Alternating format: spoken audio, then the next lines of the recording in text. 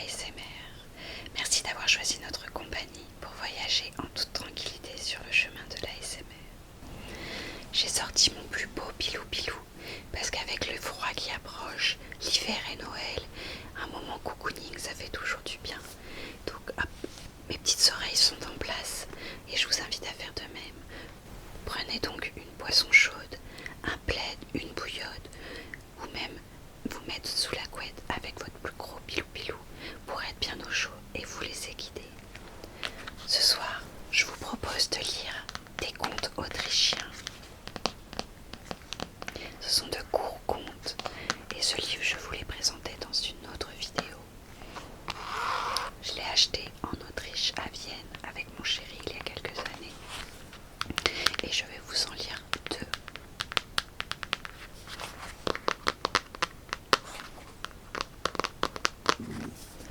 Vous n'avez plus qu'à m'écouter, fermer les yeux et vous laisser partir. Le premier conte s'appelle Le roi des cendres.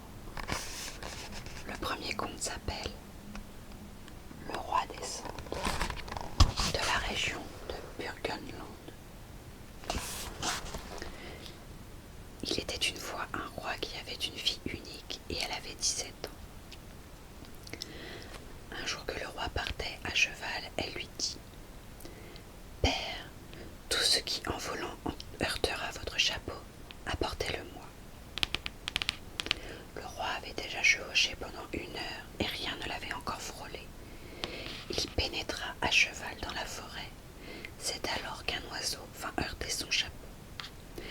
Le roi attrapa l'oiseau, l'enveloppa dans son mouchoir et l'apporta à sa fille. La jeune fille prit l'oiseau dans sa main et alla chercher du vin dont elle le lava. Elle l'enveloppa dans un petit mouchoir de soie et le soir, elle le mit sous son étreton. Chaque jour, elle donnait à manger et à boire au petit oiseau. Chaque jour, elle le baignait dans du vin et l'enveloppait dans un nouveau petit mouchoir. Et chaque nuit, elle dormait avec le petit oiseau. Cela dura 1 année entière. Quand l'année s'acheva, l'oiseau se transforma en prince au cours de la dernière nuit. Le lendemain matin, tous les deux se rendirent chez les parents de la jeune fille et elle dit : « Ce prince est le petit oiseau que j'ai soigné pendant 1 année. » Certes, elle l'avait libéré grâce à ses soins de sa malédiction, mais il ne pouvait pas rester plus de 3 jours auprès d'elle. « Ma chère enfant, lui dit le prince le 3e jour, je ne te quitte pas, mais ici je ne peux pas t'épouser. Je m'appelle le roi des cendres. Le voyage jusqu'à mon pays dure 1 année aller, 1 année retour. Si je ne reviens pas dans les 2 ans, je suis mort. Tu pourras demander des nouvelles de moi dans mon pays. » Alors son bien-aimé s'en alla et elle attendit longtemps enfin son retour. Mais comme il ne revenait toujours pas, elle se décida à lui rendre visite dans son pays. Elle prit un bracelet d'or, un peigne d'or et un carillon d'or et se mit en route. Au terme d'un long voyage, elle arriva dans son royaume et chercha une place au château. Personne ne pensa qu'elle était la fille de roi, car elle était pauvrement habillée et demandait du travail. Elle fut acceptée comme 2e servante et entendit dire que son bien-aimé avait comme fiancée une princesse de ce pays. La noce devait déjà avoir lieu le 3e jour. Alors elle alla trouver la première servante et lui offrit le bracelet d'or si elle obtenait le droit en échange d'accéder à la porte du roi. « C'est ton 1er jour et je dois déjà te laisser aller devant le roi. S'il t'attrape, nous serons toutes les 2 décapitées. » Mais le bracelet d'or exerça sur la femme de chambre un tel attrait qu'elle permit à la fille du roi d'aller à la porte. À minuit, elle arriva devant sa porte et s'écria : « Roi des cendres, je t'ai lavé avec mon vin, je t'ai enveloppé dans un petit mouchoir de soie. Oh mon aimé, enfant de mon cœur. » Puis elle courut vite dans sa chambre. Le roi se leva aussitôt et fit chercher qui c'était. Mais ils ne la trouvèrent pas, car elle était déjà couchée dans son lit et faisait semblant de dormir. Le 2e jour, elle demanda à nouveau qu'on lui permette de se rendre devant la porte du roi. de chambre ne le voulait pas, mais le peigne d'or lui plaisait tant que la fille du roi obtint à nouveau la permission. À minuit, elle se faufila à nouveau devant sa porte et s'écria: Roi des cendres, je t'ai lavé avec mon vin, je t'ai enveloppé dans un petit mouchoir de soie. Ô mon aimé, enfant de mon cœur.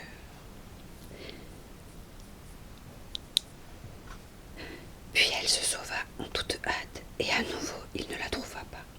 Le troisième jour, elle alla une nouvelle fois trouver la femme de chambre.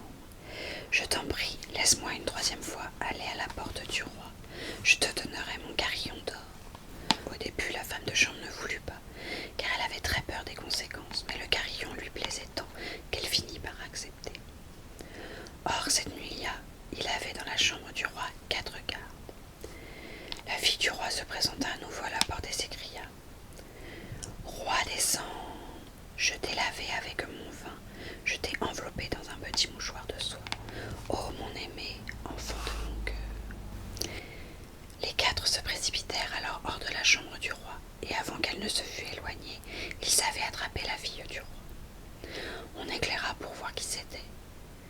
Qu'as-tu fait depuis 3 nuits à ma porte demanda-t-il furieux. Je vais te faire exécuter. Comment peux-tu me faire exécuter demanda-t-elle.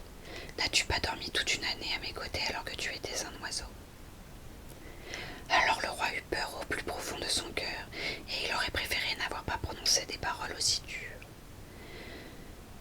Je te baignais dans du vin et enveloppais dans mon petit mouchoir de soie jusqu'à ce que tu finisses par retrouver forme humaine. Alors le roi la prit dans ses bras et la porta dans sa chambre.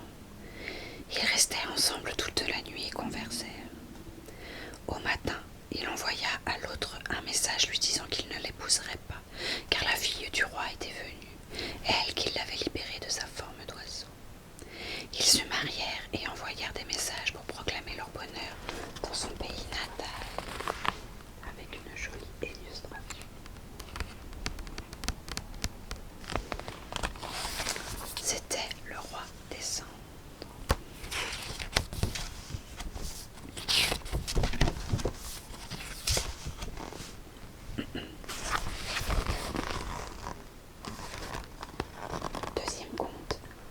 Deuxième conte, la pelote perdue. La pelote perdue de la région de Carinthie. Il était une fois une paysanne qui avait 2 filles, une fille de son lit et une belle fille. Ah, qu'est-ce que la pauvre belle fille avait à endurer. Bien avant que le soleil ne perce derrière les montagnes, elle était déjà au travail, alors que sa demi-sœur s'étirait encore sur le banc près du poêle. Un jour, elle devait laver les pelotes. L'une d'elles lui échappa des mains et fut emportée par le ruisseau. Remplie de peur et de chagrin, elle se précipita à sa suite. Mais le ruisseau était plus rapide qu'elle, et la pelote ne tarda pas à disparaître de sa vue. Alors qu'elle continuait son chemin, un homme qui avait 2 têtes se dressa soudain devant elle. Tu peux t'imaginer sa frayeur, mais elle lui demanda gentiment: Petit père, n'avez-vous pas vu une pelote?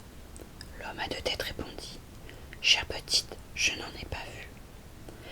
Alors, soucieuse, elle poursuivit sa route le long du ruisseau, jusqu'à que, tout à coup, elle rencontre un homme qui, lui, avait 3 têtes. Petit père, n'avez-vous pas vu une pelote? Lui demanda-t-elle aussi. Mais à nouveau, elle obtint en réponse: Chère petite, je n'en ai pas vu. Elle dut donc continuer sa course, et peu après, elle rencontra un homme à 4 têtes, qui n'était pas non plus en mesure de la renseigner. Puis un qui en avait 5, et cela continua ainsi jusqu'à ce qu'elle finisse par arriver auprès d'un homme qui possédait même 12 têtes. Comme celui-ci ne savait rien non plus de sa pelote, elle fut très triste, car la nuit tombait déjà. Par chance, elle aperçut alors près du ruisseau une maisonnette, devant laquelle se tenait une femme. Elle alla à sa rencontre et lui demanda: Petite mère, n'avez-vous pas vu une pelote? Ne vois-tu pas que je suis en train de la repêcher? Répondit la femme. Alors la jeune fille se réjouit d'avoir enfin retrouvé sa pelote, et elle demanda l'hospitalité pour la nuit. Tu peux rester, dit la femme. Que veux-tu donc comme souper? Un peu de bouillie pour les cochons me suffira, répondit-elle modestement, et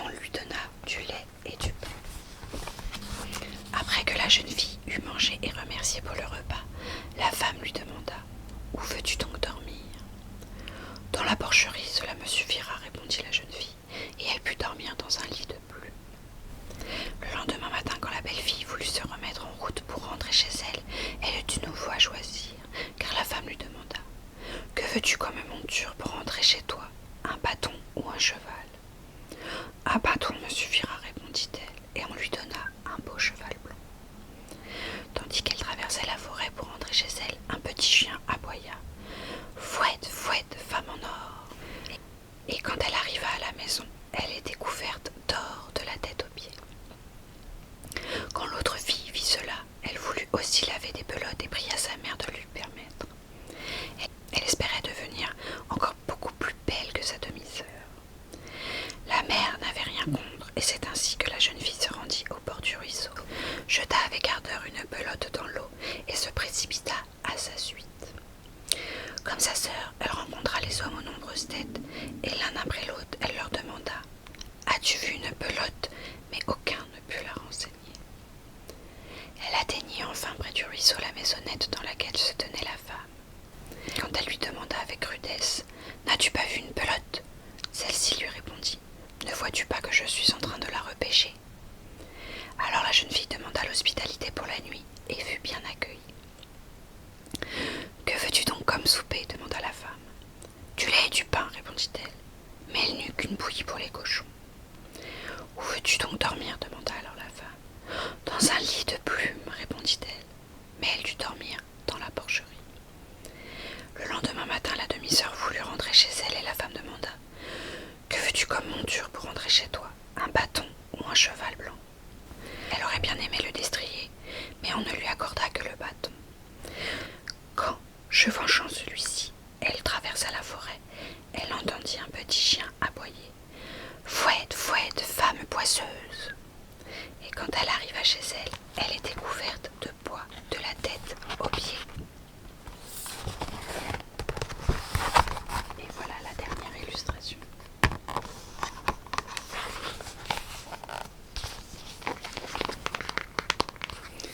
Voilà, c'est des petits contes que j'aime bien lire à ma fille parce qu'ils sont courts. Et vu qu'elle n'a pas beaucoup d'attention, ça permet de lui lire une histoire rapidement. Si vous avez bien aimé, n'hésitez pas à me dire en commentaire. Je pourrais sûrement vous en lire d'autres, il y en a encore quelques-uns. Certains qui nous rappellent des histoires qu'on connaît déjà et d'autres complètement inconnues, en tout cas pour moi.